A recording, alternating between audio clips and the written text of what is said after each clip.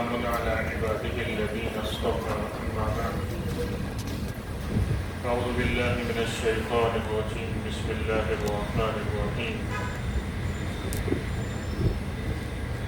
هؤلاء قوم اتخذوا من دونه آلهة لولا يأتون عليهم بسلطان بين فمن أظلم ممن افترى على الله كذبا وإذ اعتزلتموهم وما يعبدون إلا الله فأووا إلى الكهف ينشر لكم ربكم من رحمته ويهيئ لكم من أمركم مرفقا صدق الله العظيم.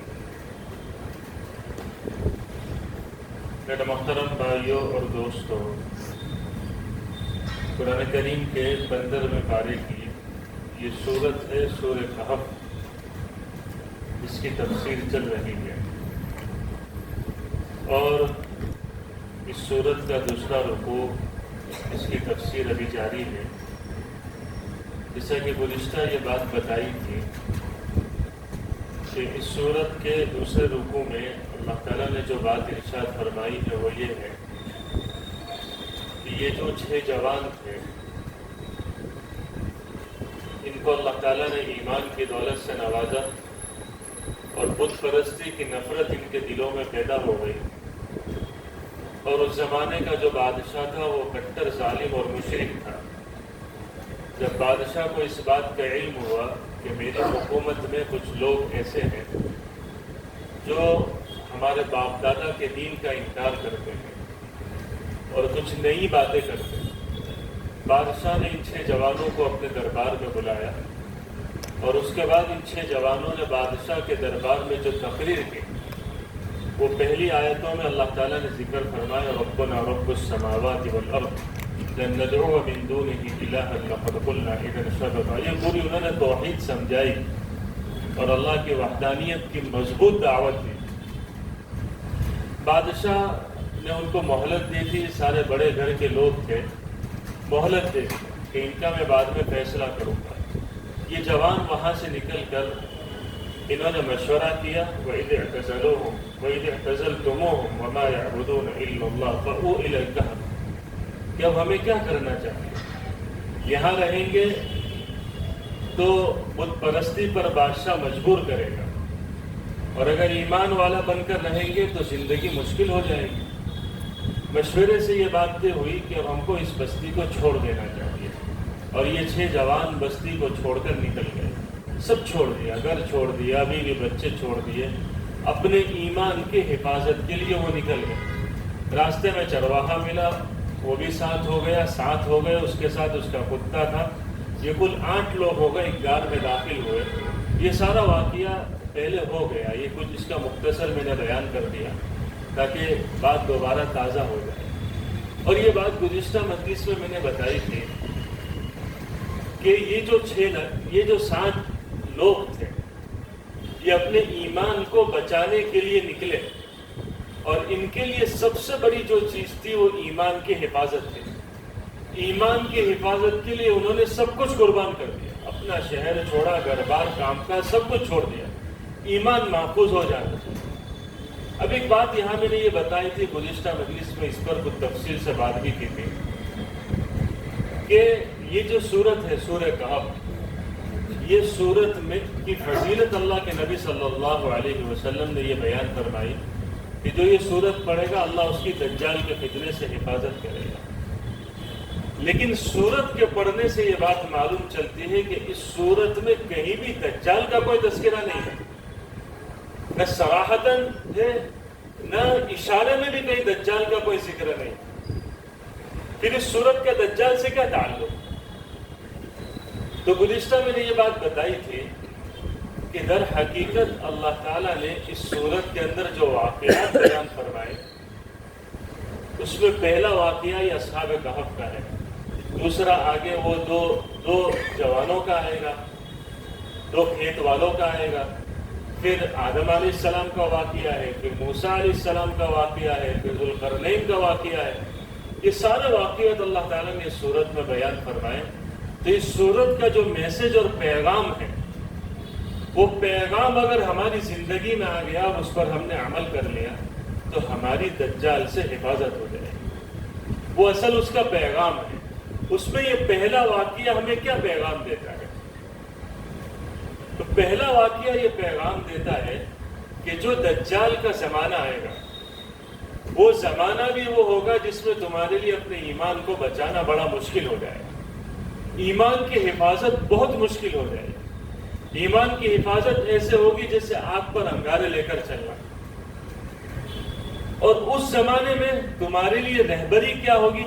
وہ ان جوانوں کے واقعات اور اس اصحاب کہف اور اس سورہ کہف میں جو واقعات ذکر کیے گئے وہ تمہاری رہبری کریں گے کہ ایمان کی حفاظت ایسے کی جاتی ہے، اور ایمان پر ذرا بھی آنچ آئے اس کو گوارا نہیں کیا جا سکتا، اور ایمان کی حفاظت کے لیے جو قربانیاں تمہیں دینی پڑے وہ قربانی دینے کے لیے تم ہر وقت تیار رہنے چاہیے۔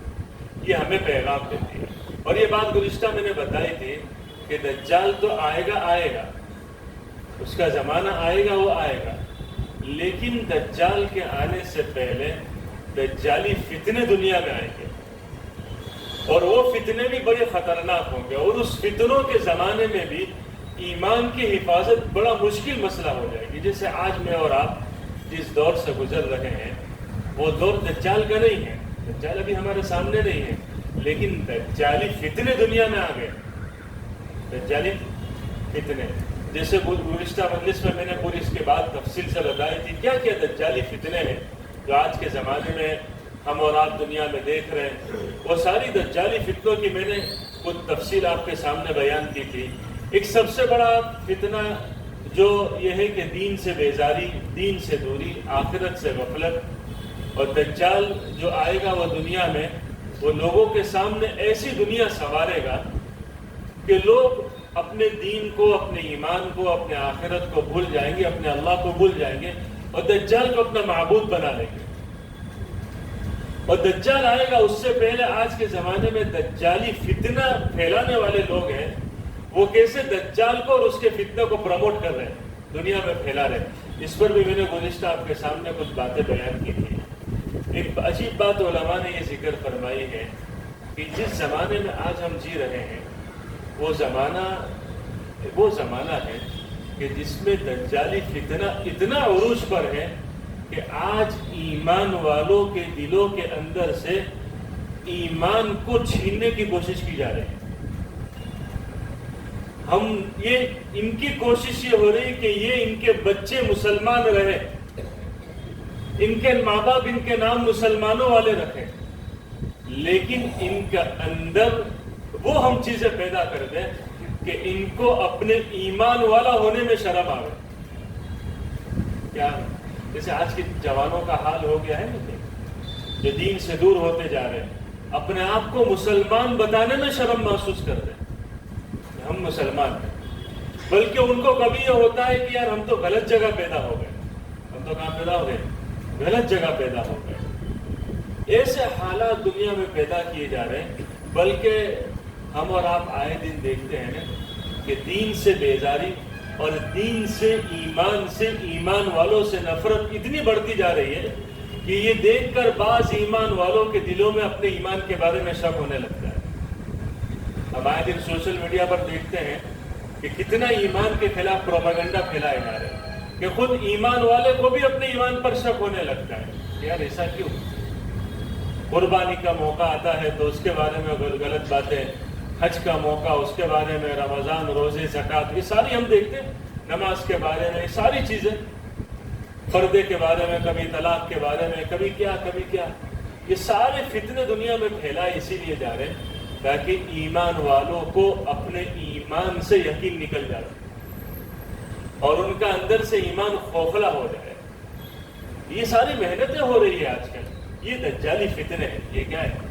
یہ دجالی فتنے دنیا میں آج پروان چڑھ رہے ہیں، بلکہ حال تو یہاں تک ہو گیا ہے کہ ہم دیکھتے ہیں کہ آج کسی کوئی نیک بندہ ہوتا ہے، ایمان والا بندہ، نیک بندہ، اور اس کے چہرے پر جو ہے وہ سنت ہوتی ہے اور وہ جو ہے وہ اپنے آپ کو شریعت کا پابندی کے ساتھ زندگی گزارتا ہے، تو وہ مارکیٹ میں جب جاتا ہے تو لوگ اس سے نفرت کرتے ہیں اور اس کو ایسی نگاہ سے دیکھتے ہیں کہ پتہ نہیں یہ کون لوگ کو دنیا کی دوسری مخلوق آ گئی، جو بہت زیادہ جو اپنے آپ کو دنیا دار سمجھتے ہیں یا اپنے آپ کو بہت زیادہ ایجوکیٹڈ سمجھتے ہیں، ان کے سامنے جب کوئی ایسا دیندار پہنچ جاتا ہے تو پتہ نہیں ان کو قبض ہونے لگتا ہے کہ یہ کون سی مخلوق آ گئی ہے، یہ جو کون سی مخلوق ہمارے سامنے آ گئی ہے۔ دینداروں کی شکل سے نفرت ہو گئی، دین ایمان والوں کو دیکھنا وہ برداشت نہیں کر پا رہے، ان کی نمازیں برداشت نہیں ہو رہی، ان کے روزے برداشت نہیں ہو رہے، ان کے حج پر جانا برداشت نہیں ہو رہا ہے۔ یہ سارے کیوں ہے دنیا میں؟ یہ دجالی فتنے یہ سارے دنیا میں پھیل رہے ہیں، یہ دجال کے آنے کی تیاری ہو رہی ہے۔ آج سے چند 10-15 سال پہلے ہم یہ ماحول دیکھتے تھے؟ نہیں تھا، ایسا نفرت بھرا ماحول نہیں تھا۔ آج ماحول آہستہ آہستہ اسلاموفوبیا اتنا پروان چڑھ رہا ہے کہ مسلمانوں کے لیے اپنے ایمان کو بچانا مشکل ہو گیا ہے، اتنا ماحول پروان چڑھ رہا ہے۔ تو یہ ایسے فتنے کے زمانے میں ہم آج جی رہے ہیں۔ زمانہ بڑا خطرناک ہے، اس میں اپنے ایمان کو بچانا، اپنے نسلوں کے ایمان کو بچانا بڑا مشکل ہے۔ اور دوسری بات یہ کہ آج ہمارے زمانے کا جو ایجوکیشن ہے، ہم دیکھتے ہیں، آپ کبھی کسی اپنے بچے کی جو یہ بچے اسکول جاتے ہیں، کبھی بکس اٹھا کر دیکھ لینا، کیا کچھ اس میں داخل کر دیا گیا ہے۔ ہمارے بچوں کو، ہم کو نہیں پتا، لیکن ان کو مرتد بنایا جا رہا ہے، ایمان سے ان کو ہٹانے کی کوششیں ہو رہی ہیں، اسلامی احکام کی ان کے دلوں میں نفرت پیدا کی جا رہی ہے، نماز کی نفرت پیدا کی جا رہی ہے، شرم و حیا کی، پردے کی نفرت پیدا کی جا رہی ہے، قربانی کی نفرت ان کے اندر پیدا کی جا رہی ہے، قرآن سے ان کو دور کیا جا رہا ہے۔ یہ ساری کوششیں ہمارے زمانے میں ہو رہی ہیں اور ہم آپ دیکھ رہے ہیں۔ تو یہ زمانہ دجال کے فتنوں کا، دجال نہیں آیا ہے لیکن دجال کے فتنوں کا زمانہ ہے۔ اب اس زمانے میں ہمیں کرنا کیا ہے؟ اب یہ جو اصحاب کہف تھے، انہوں نے اپنے ایمان کی حفاظت کے لیے یہ کام کیا کہ غار میں چھپ گئے، اپنی بستی کو چھوڑ دیا، جو جس جہاں پہ رہ کر ان کا ایمان بچانا مشکل تھا وہ بستی کو چھوڑ دیا اور ایک غار میں انہوں نے پناہ لے لی، کہف میں انہوں نے پناہ لی۔ علماء فرماتے ہیں کہ جیسے انہوں نے کہف میں، غار میں پناہ لے کر اپنے ایمان کی حفاظت کر لی، اس زمانے میں ہمارے لیے 5 کہف ہیں، حفاظت کی 5 جگہ ہیں۔ حفاظت کی کتنی جگہ ہیں؟ یہ 5 میں سے کسی بھی ایک سے اپنے آپ کو جوڑ لیں، ایمان ہمارا، ہماری نسلوں کا محفوظ ہو جائے گا۔ جیسے انہوں نے کہف میں جا کر، غار میں جا کر اپنے ایمان کی حفاظت کر لی اور ان کی ایمان کی حفاظت کے لیے بڑی قربانی دی۔ ہم آج دجال کے فتنوں کے زمانے میں جی رہے ہیں، ہمارے لیے بھی اللہ نے 5 کہف رکھے، 5 غار رکھی گئے، اس غار میں اپنے آپ کو داخل کر دیں، ہمارے ایمان کی حفاظت ہو جائے گی۔ پہلا، مدارس دینیہ کیا ہے؟ پہلا کہف، پہلا غار مدارس دینیہ۔ اگر ہم مدرسے نہیں پڑھے ہیں، اپنے بچوں کو مدرسے میں داخل کریں جہاں ان کے دین کی، ایمان کی حفاظت ہو جائے گی۔ اور ایک بات یاد رکھنا، قیامت تک یہ قرآن کی تعلیم، دین کی تعلیم، مدرسوں کی تعلیم ختم نہیں ہو سکتی، چاہے دنیا کی حکومتیں کتنی ظالم کیوں نہ ہو جائیں اور دنیا کی حکومتیں مدرسوں کے بارے میں کتنا پروپیگنڈا کیوں نہ کرے، لیکن اس دین اور قرآن اور مدرسے کی تعلیم کو کوئی نہیں ختم کر سکتا ہے۔ کیوں نہیں ختم کر سکتا؟ اس لیے کہ قرآن کریم میں اللہ تعالیٰ کا ارشاد ہے کہ اِنَّا نَحْنُ نَزَّلْنَا الذِّكْرَ وَإِنَّا لَهُ لَحَافِظُونَ، کہ ہم نے قرآن کو نازل کیا ہے اور ہم اس کی حفاظت کرنے والے ہیں۔ یہ اللہ نے چیلنج کیا ہے کہ ہم نے قرآن کو نازل کیا ہے اور قرآن کی حفاظت کرنے والے ہم ہیں۔ اب قرآن کی حفاظت کیسے ہوگی؟ قرآن کی ایک حفاظت اس کے حروف کی حفاظت ہے، وہ قاری صاحب کرتے ہیں۔ وہ کون کرتے ہیں؟ قاری صاحب کرتے ہیں۔ قرآن کے الفاظ کی حفاظت ہے، وہ حافظ صاحب کرتے ہیں۔ قرآن کے معانی کی حفاظت ہے، وہ عالم صاحب کرتے ہیں۔ اور قرآن کے سے نکلنے والے مسائل کی حفاظت ہے، وہ مفتی صاحب کرتے ہیں۔ وہ کون کرتے ہیں؟ قرآن کو دنیا میں پھیلانے کی حفاظت ہے، وہ مبلغ اور داعی صاحب کرتے ہیں۔ اور یہ سارے کام جو ہینڈل ہوتے ہیں وہ مدرسوں سے ہوتے ہیں۔ کہاں سے ہوتے ہیں؟ یہ سارے کام نکلتے ہیں، وہ کہاں سے نکلتے ہیں؟ اس لیے دنیا کی طاقتیں جتنا باطل طاقتیں زور لگا لے، مدرسوں کو کوئی ختم کر سکتا نہیں ہے، یہ اللہ ہی چلا رہا ہے۔ مدرسوں کو کون چلا رہا ہے؟ کوئی لے رہے ہیں؟ مدرسے چلانے والوں سے پوچھنا، کوئی حکومت سے پیسہ لیتا ہے؟ اتنا لاکھوں روپے کا ہر مہینے خرچہ ہوتا ہے۔ ہمارے ہندوستان میں کتنے مدارس ہیں؟ کون سا فنڈ ان کو آتا ہے؟ یہ اللہ ہی چلا رہا ہے۔ اللہ نے ایسے مسلمان دنیا میں پیدا کر دیے ہیں کہ جو اللہ کے دین کے لیے اپنا بجان مال لگا رہے ہیں اور خدمتیں کر رہے ہیں، اور اللہ ان کے جان مال کو اس پر لگا رہا ہے۔ یہ اللہ نے ایسے لوگ پیدا کر دیے، اس لیے وہ کبھی ختم ہونے والے نہیں ہیں، اس لیے کہ وہاں قرآن کی تعلیم ہو رہی ہے اور اللہ کا اس کی حفاظت کا وعدہ ہے۔ اس لیے سب سے پہلی چیز جو ہمارے ایمان کی حفاظت کرے گی وہ مدارس دینی ہے۔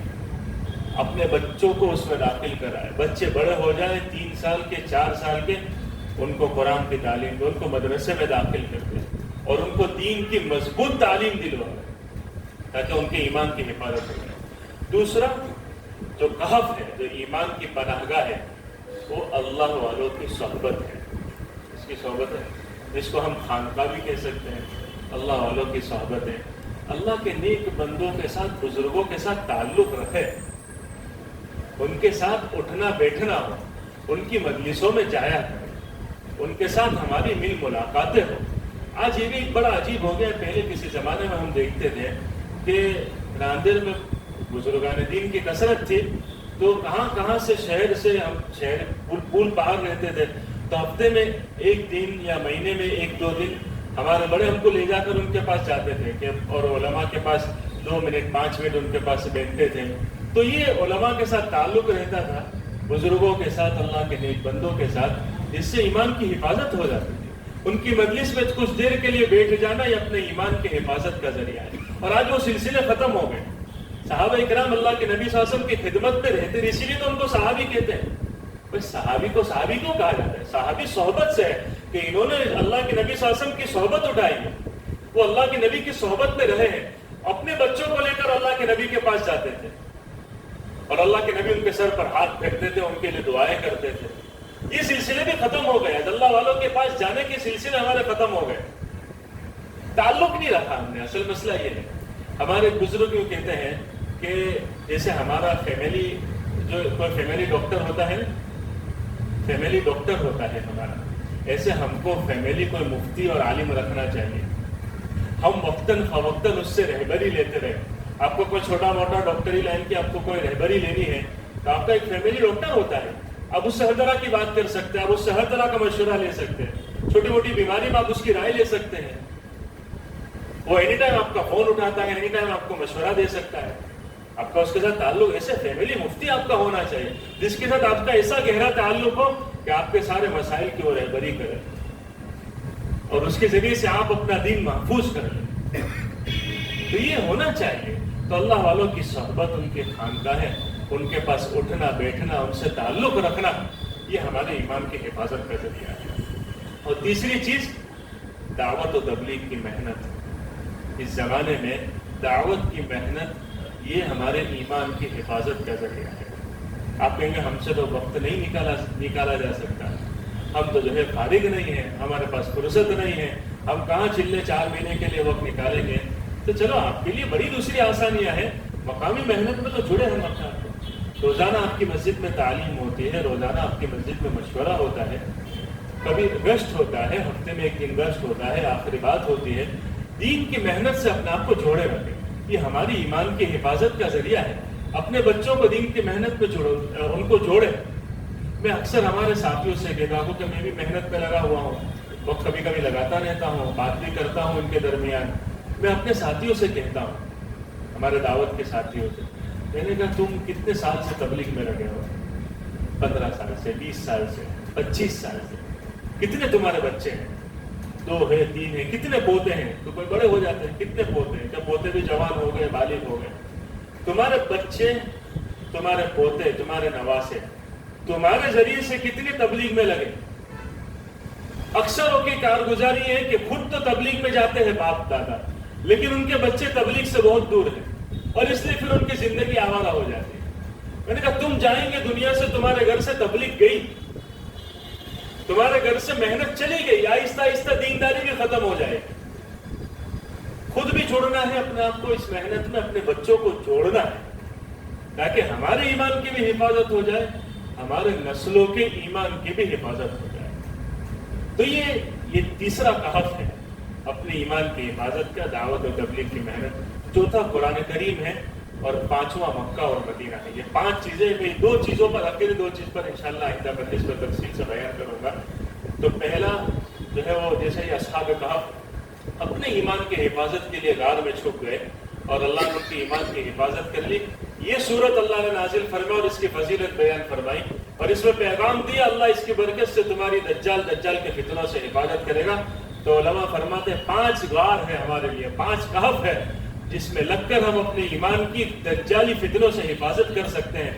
پہلا ہمارے مدارس دینیہ، اللہ والوں کی صحبت، اور ہماری دعوت و تبلیغ کی محنت، قرآن کریم میں بہت تفصیل ہے، اور مکہ اور مدینہ، اس پر بھی کچھ باتیں ہیں اور آگے بھی کچھ انشاءاللہ اس کے اور مزید تفصیلیں جو آئندہ مجلس میں بیان کروں۔